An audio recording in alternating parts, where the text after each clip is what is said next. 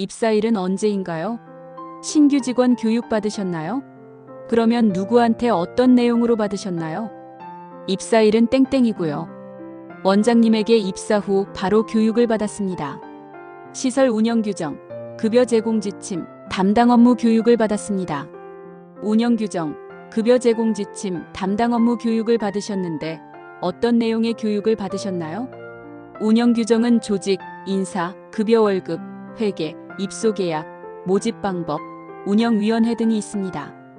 입소 정원 및 모집 방법은 입소 정원은 땡땡인이고 이용 대상은 장기요양 1에서 5등급 시설급여 대상이며 어르신 모집 방법은 홍보지, 인터넷 등을 통해서 하고 있습니다. 입소 계약은 장기요양 등급에 따라 계약하며 비용은 일반자 부담 20%, 경감 대상자 8에서 12%로 나누어지는 자부담과 비급여식 재료비를 받습니다. 계약 기간은 인증서 갱신 기간과 동일합니다. 이용료 등 비용에 대한 변경 방법 및 절차 등에 관한 사항은 당해 연도 수가 인상, 등급 변경, 식재료비 인상 시 보호자에게 직접 통보하고 기록으로 남깁니다. 서비스의 내용과 그 비용의 부담에 관한 사항은 시설은 입소자에게 노인장기요양급여 서비스를 제공하고 입소 비용 비급여 자부담을 청구하고 외부 병원 이용 시 전액 수급자가 부담하고 있습니다. 특별한 보호를 필요로 하는 경우 그 서비스 기준과 비용은 입소 어르신의 부적절한 행동이나 어르신의 생명이나 건강을 위해 긴급하게 신체 제한이 필요한 경우 집중치료 또는 감염병으로 인한 호스피스 케어 등으로 특별 침실을 사용하며 병원 이용료는 보호자가 부담합니다. 의료를 필요로 하는 경우에는 그 구체적인 처리 절차는 응급 상황 시 간호조치 및 병원 이송, 병원 진료 시 동행하며 병원비는 보호자가 부담하며 질병 감염병 악화 시 전원 조치합니다. 시설물 사용상의 주의사항은 입소자가 고해 또는 과실로 파손 시 변상 책임 있으며 본인 부주의에 의한 과실 시 시설에서 책임지지 않음, 반입 및 소지 불가 물품은 혐오 물품, 동물, 위험 물품 등이 있습니다. 서비스 제공자의 배상 책임 및 면책 범위 배상은 종사자의 과실, 투약 실수 시 등이 있으며 면책은 자연 사망, 임해 외출로 인한 사고, 천재지변, 입소자의 고의 및 과실 등입니다. 운영 규정의 개정 방법 및 절차 등에 관한 사항은 시설 내에서 제기된 의견을 바탕으로 시설장이 개정안을 운영위원회에 신청하여 운영위원회에서 심의를 통해 변경합니다. 운영위원회는 사회복지사업법에 준하여 설치되고 시설 운영 전반을 심의하며 분기에 1회 회의가 열리고 있습니다. 담당 업무는 요양보호사로 어르신 케어, 식사, 목욕 수발 등이 있습니다. 사회복지사로 입소 상담, 프로그램 진행 등이 있습니다. 간호조무사로 투약, 상처치료, 혈압 체크 등이 있습니다. 급여 제공 지침 교육을 받았습니까? 종사자 윤리, 성폭력 예방 및 대응, 감염 예방 및 관리, 치매 예방 및 관리, 근골격계 질환 예방, 개인정보 보호, 야간 근무 지침 등을 교육받았습니다. 종사자 윤리 지침은 수급자에 대한 윤리와 전문직으로서의 윤리가 있으며 어르신을 케어하는 전문직 종사로서의 지켜야 할 행동 규범을 말합니다.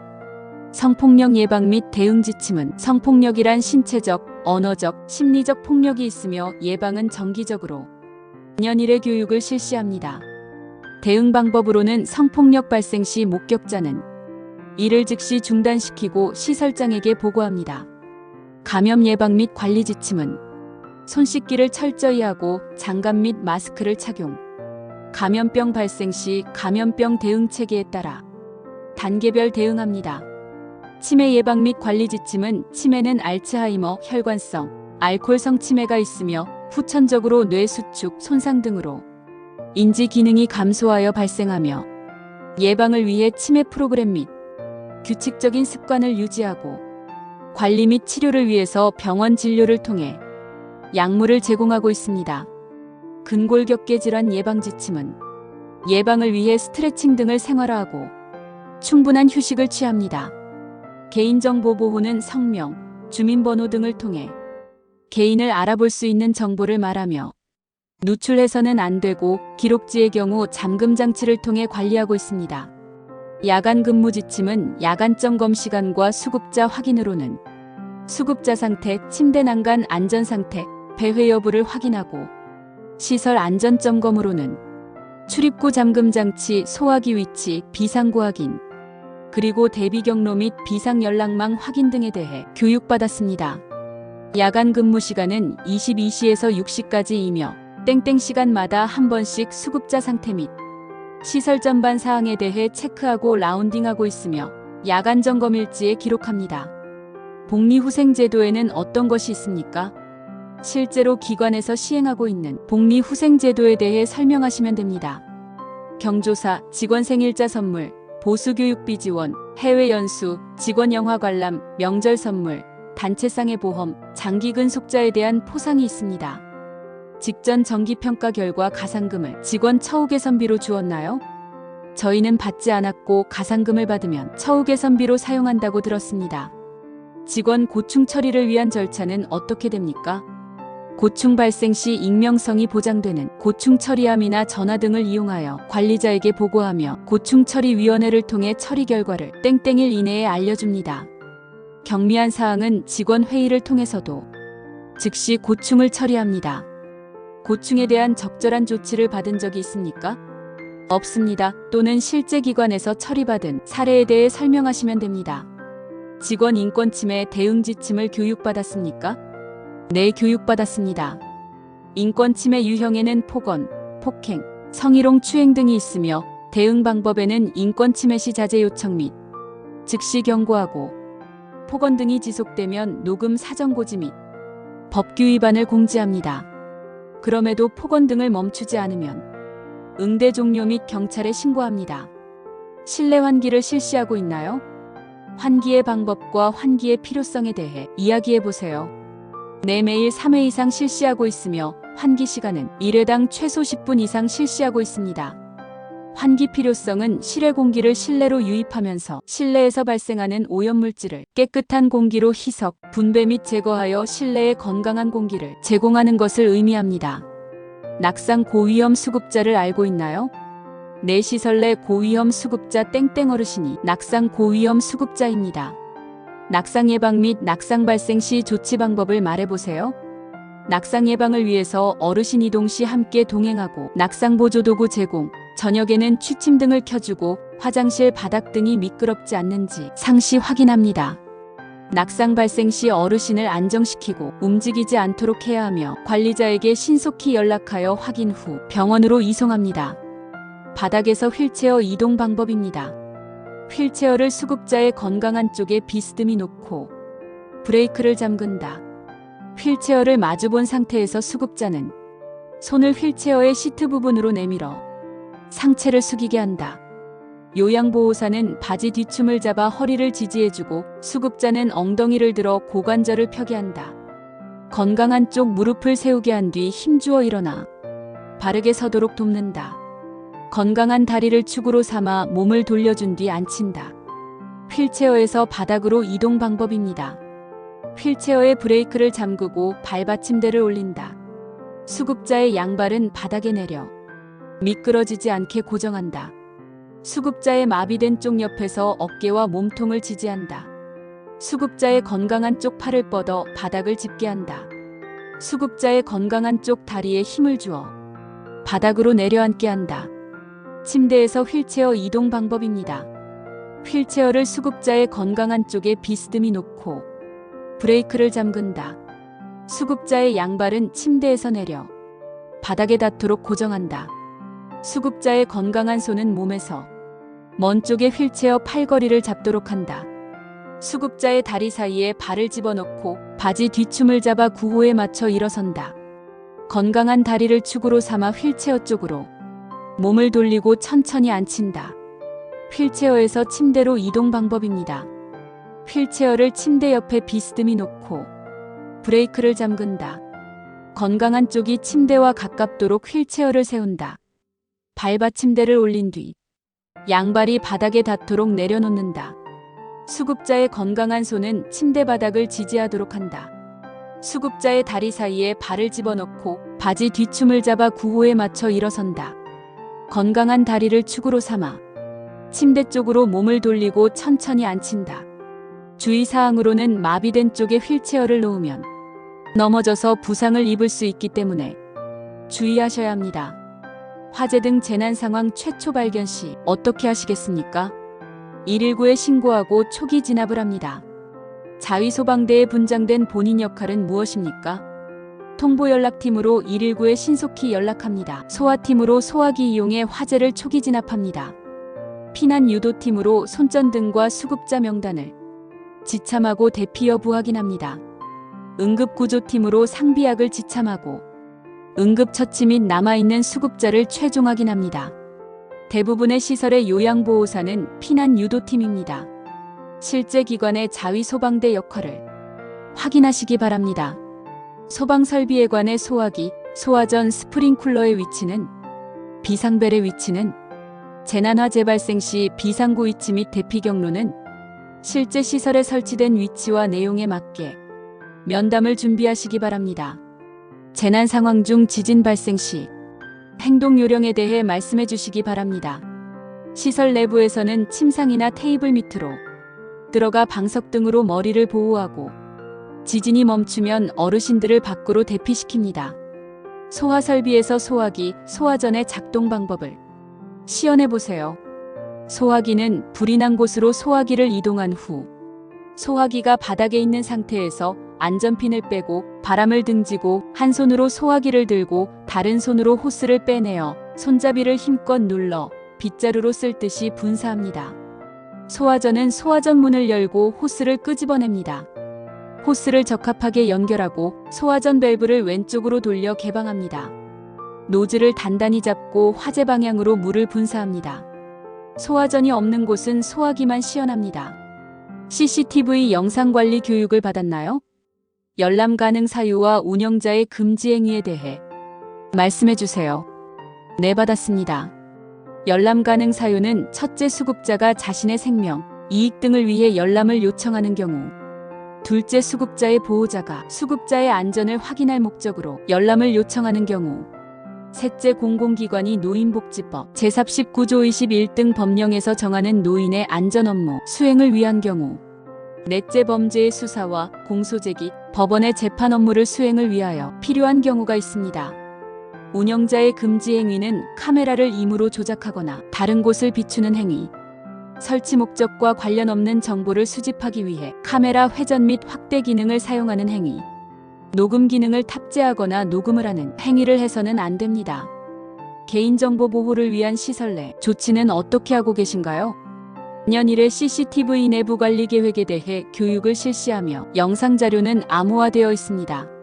CCTV는 접근 권한이 있는 직원만 사용할 수 있고 60일이 지나면 영상 자료는 자동으로 삭제됩니다. 보관 기간, 열람 가능 사유, 열람 요청 시 제출 서류, 운영자의 금지 행위에 대해 말씀해 주시기 바랍니다. CCTV 설치 목적은 입소자의 건강하고 안전한 생활 및 권리 보호, 노인 학대 방지를 위해 설치되어 있습니다. 현재 저희 요양원 5호대에 카메라가 설치되어 있고 보관 기간은 60일입니다. 열람 가능 사유는 첫째, 수급자가 자신의 생명, 이익 등을 위해 열람을 요청하는 경우, 둘째, 수급자의 보호자가 수급자의 안전을 확인할 목적으로 열람을 요청하는 경우, 셋째, 공공기관이 노인복지법 제39조 21등 법령에서 정하는 노인의 안전 업무 수행을 위한 경우, 넷째, 범죄의 수사와 공소제기, 법원의 재판 업무를 수행을 위하여 필요한 경우가 있습니다.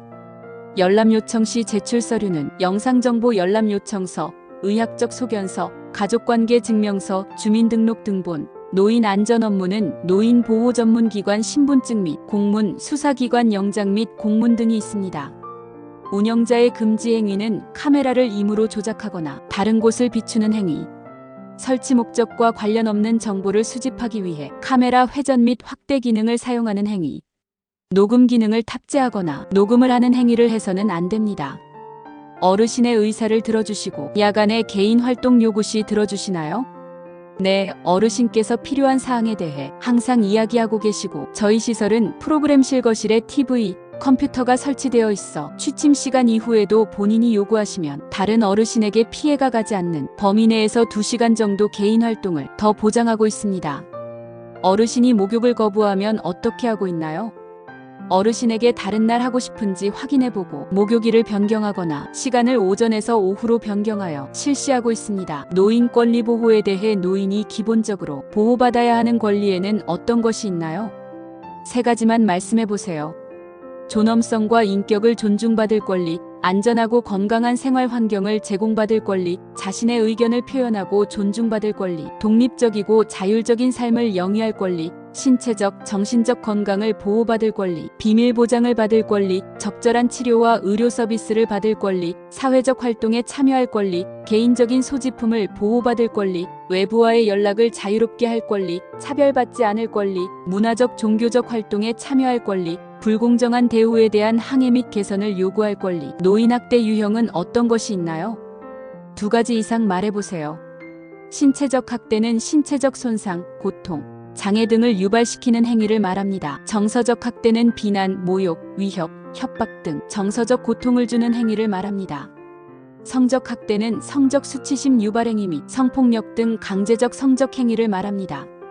경제적 학대는 본인의 의사에 반하여 재산 또는 권리를 빼앗는 행위를 말합니다. 방임은 노인의 의식주 및 의료를 적절하게 제공하지 않는 행위를 말합니다. 유기는 보호자 또는 부양 의무자가 노인을 버리는 행위를 말합니다. 노인학대 예방에 대해 기관에서는 어떤 노력들을 하고 있나요?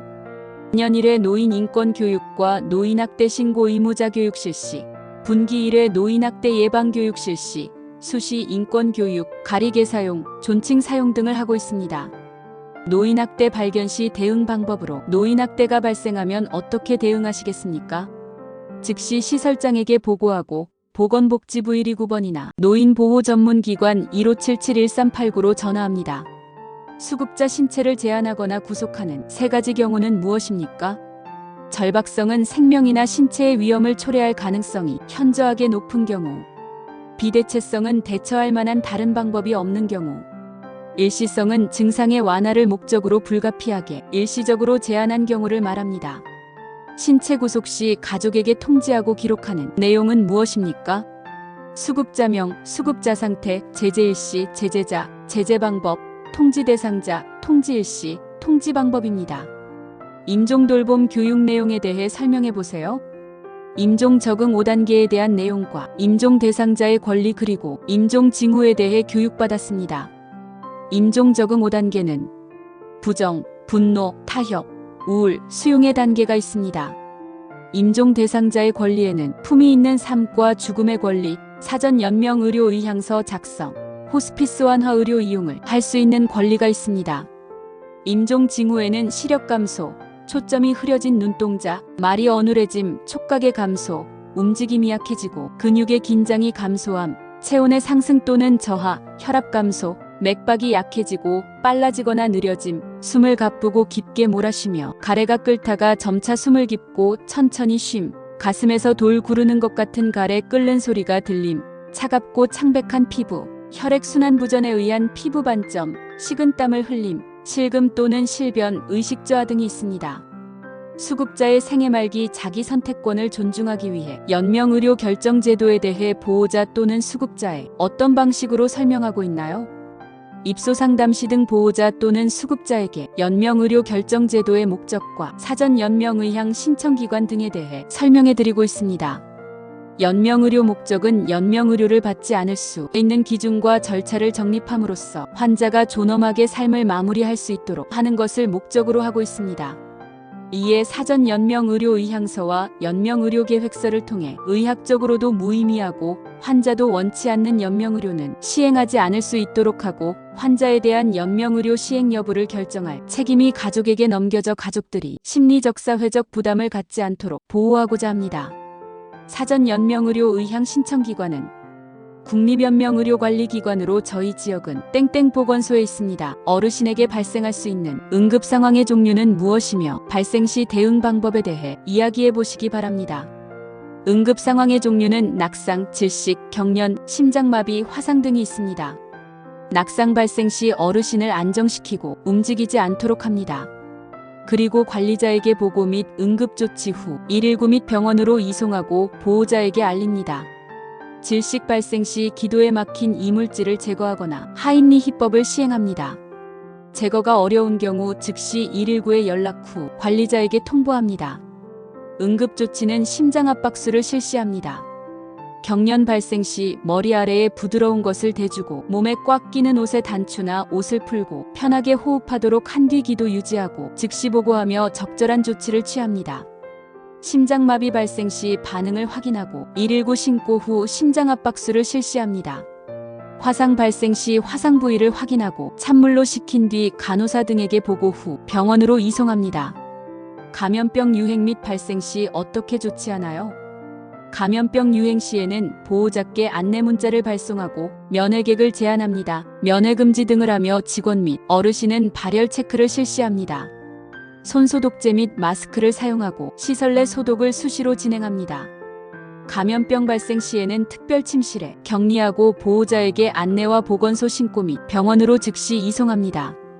욕창 발생 위험 18점 이하 및 고위험 12점 이하 수급자를 알고 있나요? 욕창 발생 위험 어르신은 평가도구 기준으로 18점 이하로 땡땡땡 어르신입니다. 고위험 어르신은 12점 이하로 땡땡땡 어르신입니다. 욕창 발생 요인과 욕창 예방을 위한 두 가지 방법에 대해 말씀해 주겠습니까? 욕창은 와상 상태 등으로 어르신 스스로 움직일 수 없어 특정 부위에 지속적 압력을 받게 되거나 체중 감소 등 영양 상태가 나빠질 경우 발생합니다. 예방 방법으로는 2시간마다 체위 변경, 쿠션 에어매트 등 욕창 방지 도구 제공, 고단백 영양 제공, 피부 청결 유지, 수분 공급 등이 있습니다. 어르신 투약 시 확인은 어떻게 하나요? 정확한 약물, 정확한 용량, 정확한 대상자, 정확한 경로, 정확한 시간, 정확한 기록으로 확인합니다. 수급자 신체 자립 능력 유지를 위한 3가지 기능 회복 훈련에 대해 이야기해 보세요. 신체 기능 훈련, 기본 동작 훈련, 일상생활 동작 훈련을 어르신에게 제공하고 있습니다. 신체 기능 훈련에는 근력 증강 운동, 연하 운동, 팔 운동, 손가락 운동, 지구력 운동 등이 있습니다. 기본 동작 훈련에는 뒤집기, 일어나기, 앉아있기, 일어서기, 균형 등이 있습니다.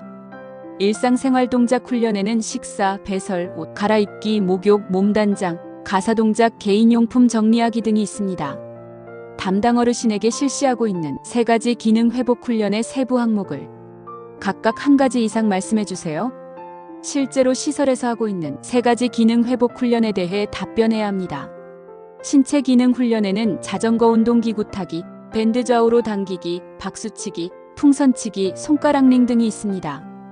기본 동작 훈련에는 좌우 뒤집기, 침상에서 일어나기 등이 있습니다. 일상생활 동작 훈련에는 머리 빗기, 식사 시 숟가락 들기 등이 있습니다.